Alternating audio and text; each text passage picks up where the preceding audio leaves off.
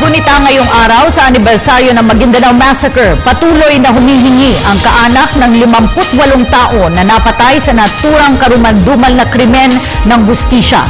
Samantala, hindi naman maiwasang madismaya ni DOJ Secretary Laila De Lima sa depensa dahil sa mabagal na usad ng kaso. Narito ang ulat ni Noel Perfecto.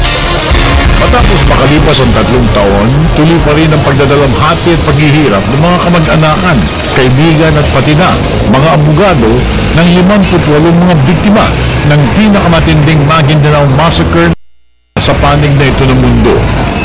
Dahil sa 174 na mga akusado o suspect sa pamamaslang, 71 lamang ang naaresto na ng mga otoridad.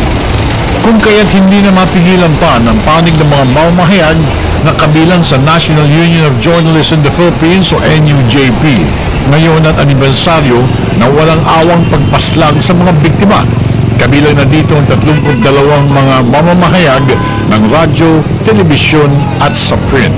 Sa pamumuno ni Alwin Alburo, sinimula ng grupong NUJP ang kanilang pagpapaalala sa mga otoridad na sana ay mapabilis, makasuhan at tapusin na ang pagdinig sa Maguindanao Massacre at mailagay na sa kanilang dapat na kalalagyan ang may mga kagagawa ng karumal-dumal na pamamaslang 3 taon nang nakalilipas. Ito'y simpleng paggunita sa naganap na massacre 3 years ago. Ngayon naman, may tayong mga kabaong, 153 na kabaong dahil sa bilang natin, 153 na ang mga journalists na namatay since 1986. So kasama dito sa 153 na ito, yung 32 na biktima ng Ampatuan Massacre. Ano ang panawagan ng ating grupo? Nangangalampag tayo sa Malacanang na sana bilis-bilisan ang proseso ng hustisya para makamta na kaagad ng mga namatayan sa Ampatuan Massacre.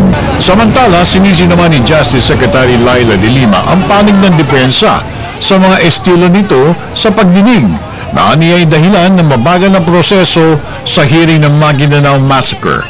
Ayon pa kay Secretary De Lima na dahil sa kakaibang pamamaraan at di inaasahang kaso ng pamamaslang at sa dami na rin ng guguguling panahon, ang mabilis na disposisyon sa mga kaso ay magdedepende ng malaki sa kooperasyon ng lahat ng panig. Sa 264 na pagdinig na ang naganap at 100 salaysay o testimonies na ang dininig ng trial judge. 35 prosecutors na ang tumutulong sa kaso habang 54 naman na abogado ang nasa depensa. 58 ang naging biktima ng massacre. 32 dito ang mga mamamahayag ng Tri-Media na naitalang pinakamataas na bilang ng mga journalist na napatay sa iisang insidente. Para sa Telebisyon ng Bayan, ako naman si Noel Perfecto.